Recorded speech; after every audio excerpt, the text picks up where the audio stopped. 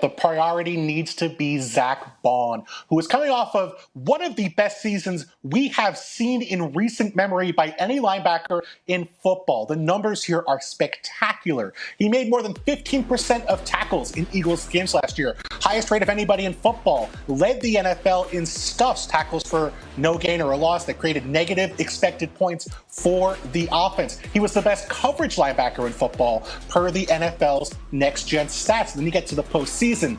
Oh gosh, 3 turnovers forced, 2 fumble recoveries. This guy was all over the place for the Eagles. Those Vic Fangio defenses, they usually excel when they're strong up the middle, strong at linebacker, strong at safety. Not a place the Eagles have spent typically at linebacker, but this time, Zach Bond, the way he played a year ago, has to be a priority to bring back. I'm not so sure about that. And the reason I say I'm not so sure is this. Zach Bond had an outstanding year. Everything you said statistically is correct. But I lean more towards Vic Fangio and what he was able to do with Zach Bond, was able to do with the pieces that he has. Even if Zach Bond goes and gets a huge big-time free agent contract, I think there are other pieces, either other free agents or guys like Nakobe Dean, that can come in and step into that Vic Fangio defense. I know because I played for Vic 4 years. I understand that defense and what he asked. Now, what I think is more important than anything for Philadelphia to do is to go and re-sign Mekhi Becton. Now, that's different. Mekhi Becton, right guard, started every game this season. 6'7", 363 pounds. And oh, by the way, when Saquon Barkley ran behind Mekhi Becton, he averaged 7.1 yards per rush. That is outstanding. This Philadelphia Eagles offense was the number 1 offense when it came to rush attempts, meaning that they wanted to run the ball, even if it wasn't successful, they wanted to run it more than anyone else. And so the best way to continue that success is to keep the offensive line intact, get Mekhi Becton paid, and then all of a sudden Saquon can have another career year. Yeah, the interesting thing about both of the players that you guys mentioned is they were both in the right coaching situation, right? So that change of venue and then coming to the Eagles really helped both of them take a turn for the positive in their career. Mm-hmm. All right. So in part because of all those great things that are happening, Kellen Moore is off to the Saints. So what are the Eagles doing at OC? Yeah, the parade's over. They got to fill a job now. So I'm told that they're going to probably line up interviews midweek, Tuesday or Wednesday. They're going to start getting that in order. So watch for pass game coordinator Kevin Patullo. He's considered a strong candidate. Some people around the league believe that he will eventually be the favorite for this job because he's been a right-hand man to Nick Sirianni. He's worn a lot of different hats inside that building over the last 4 years. So they certainly could reward him with the play calling job, but they do have to interview several people, including 2 minorities, to satisfy the Rooney Rule. They're going to look for the best candidates there to try to make this thing interesting. Philly needs to hit a home run here because they could lose a little bit of a brain drain. Not only Kellen Moore, but Doug Nussmeier, the quarterback coach, could go with Kellen Moore and be his OC. Exactly. We've been hearing talk about that. Right. He's going to call up some of his old buddies and see if they want to move to warmer weather, I guess. All right. Let's talk about Aaron Rodgers now. He has not officially announced his plans for next season, but during his meetings with the Jets, which preceded his departure from the team, he reportedly told them he does intend to play in 2025. Now, while he wasn't bad working his way back from that Achilles injury last season, the Jets did finish 5-12, and we know that Rodgers is going to turn 42 in December. Now, you have pointed out earlier, in fact, yesterday on SportsCenter, this is the first time in his career that Aaron Rodgers has been a free agent. So who do you think might be calling? Yeah, Hannah, this one's fascinating because talking to people around the league, they do not see a perfect natural fit for Aaron Rodgers right now. Doesn't mean he can't get a good job. He's a bridge quarterback at this stage, 41 years old.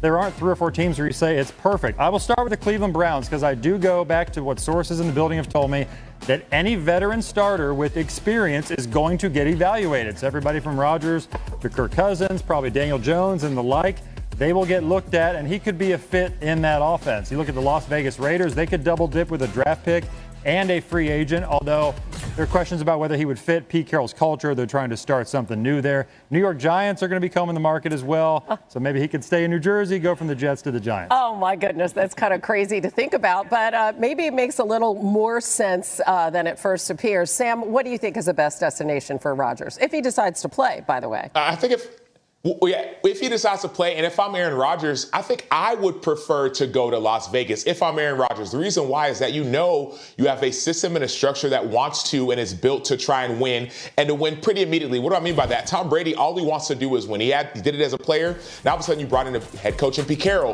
who's won Super Bowls before. You all of a sudden have a high draft pick, and maybe they'll use it as a quarterback. I get that.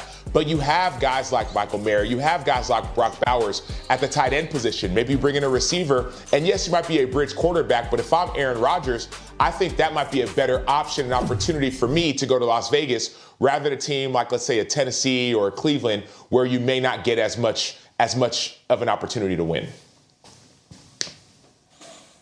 Yeah, I wonder, this sounds a little weird, so hear me out for a second. What about the New York Giants, the team Jerry mentioned a moment ago? I know obviously not close to winning necessarily, but that defense played very well the first half of last season, especially with a pass rush. And I think the two things for Aaron Rodgers you want to see a left tackle, and they have that in Andrew Thomas, a very good player, and you want to see an offensive coordinator, a play caller who has success building offenses around other people in years past. You saw it, Brian Dable got Josh Allen going in Buffalo, took him to the next level. Daniel Jones, almost a victim of Brian Dable's success, what he did the first year in New York. Certainly you want to have an offense that plays to Aaron Rodgers' strengths. He's going to protect the football. He's going to make a few plays out of structure, not as much as he's done in years past, but I think an offense with a coordinator who has experience with different kinds of quarterbacks, building that kind of offense, I didn't think it's crazy to think Aaron Rodgers could stay in New York and maybe stick it to the Jets, who decided to let him leave after the season. It wouldn't be that unusual for him to do something like that. But I think it's interesting when you talk about a coordinator, because he handpicked his coordinator with the Jets in Nathaniel Hackett. So when you talk about a guy who's used to having a lot of power, right, and a lot of say as they brought in players, they made a lot of decisions the Jets did for Rodgers. I mean, is there a feeling around the league that he could fold himself into somebody else's system seamlessly? He's probably going to have to. This is not a situation where he's a savior anymore. That's what he was at the New York Jets, or what he was supposed to be 2 years ago. Now he's a 1 to 2 year bridge quarterback. It's a different situation. 41 years old, had an Achilles tear, other injuries. He's a unique personality. He's going to have to ingratiate himself into a new locker room. It's important to remember, though, he could still keep some normalcy with Devontae Adams if they can find a home together somewhere, because Adams likely to be cut from the Jets as well.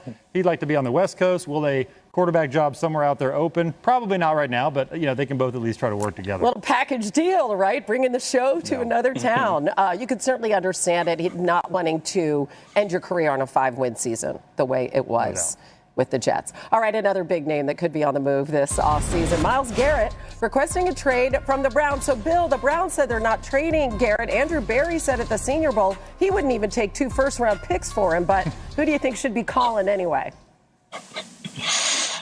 Well, I think Andrew Berry may take 2 first-round picks if that's an offer, but I believe the team that makes the most sense is the Washington Commanders, where you have all these different things you might want from a Myles Garrett situation. This is the perfect fit for so many reasons. You start with Jaden Daniels, not just a destination quarterback at this point who people are going to want to play with, but a guy who's going to be making rookie salary money, about $10 million a year for the next 3 seasons. Those are the 3 years Myles Garrett is going to have significant guaranteed money when he signs a new extension. That's a perfect fit there. A lot of money to work with. You have a team that has a need at edge rusher, certainly, with Dante Fowler becoming a free agent after this season. Deep on the interior, great defensive tackle rotation, but some questions about the edge. Bringing in an edge rusher could make a significant difference for Dan Quinn. Now